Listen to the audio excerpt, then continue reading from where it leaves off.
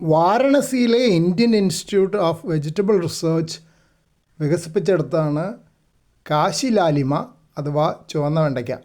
അതിൽ anti oxidants കൂടുതലുള്ളതുകൊണ്ട് പോഷകഗുണം കൂടുതലുണ്ടെന്നാണ് പറയുന്നത്. ആന്തോസയനിൻ പിഗ്മെൻറ്റുകളാണ് ആ നിറം നൽകുന്നത്. സാധാരണ വെണ്ടയ്ക്കയിൽ പച്ച നിറത്തിൽ ക്ലോറോഫിലാണ് കൂടുതലായിട്ട് കാണുക. അപ്പോൾ ഇതിൻ്റെ പൂവിന് എന്തായിരിക്കും നിറം എന്നൊരു സംശയം ഉണ്ടായിരുന്നു. പൂമൊട്ടുകൾക്ക് ചുവപ്പ് നിറം ഉണ്ടായിരുന്നു. പൂവിനെന്താ നിറം നോക്കിയപ്പോൾ ഇന്നലെ നോക്കിയപ്പോൾ പൂവ് വിടർന്ന് കഴിഞ്ഞിട്ടാണ് ഞാൻ കണ്ടത്. ഫുള്ളായിട്ട് വിടർന്ന സമയത്ത് കണ്ടില്ല.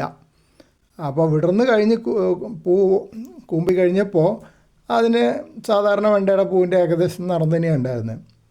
പക്ഷേ ഇന്ന് നോക്കുമ്പോൾ ഒരു ദിവസം കൂടെ കഴിഞ്ഞല്ലോ, അതിനും ഉണ്ടൊരു ചുവപ്പ് നിറം.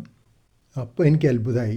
ഞാൻ പണ്ട് ചിത്രങ്ങളിലൊക്കെ കണ്ടത്, ഓൺലൈനായിട്ട് കണ്ടത് സാധാരണ വെണ്ടര പോലത്തെ പൂവിനെയാണ്. പക്ഷേ പൂ വാടി കഴിഞ്ഞ് പിറ്റേ ദിവസം ആകുമ്പോൾ അതിന് ചുവപ്പ് നിറം വരുന്നത് അതിൽ പിഗ്മെൻ്റ് ഉണ്ട് എന്നുള്ളതിൻ്റെ സൂചനയാണെന്ന് എനിക്ക് തോന്നുന്നു. പൂമുട്ട് വിടരുന്നതിൻ്റെ ഒരു ദിവസം മുമ്പ് എടുത്ത വീഡിയോ ക്ലിപ്പാണിത്. നല്ല ചുവപ്പ് നിറമുണ്ട്. പിന്നെ അടുത്തുള്ള പൂമൊട്ടും അതേ നിറം തന്നെയാണ്. പിന്നെ തണ്ടുകൾക്കും ആ നിറമുണ്ട്. അപ്പോൾ എല്ലാറ്റിലും പിഗ്മെൻ്റ് ഉണ്ട്.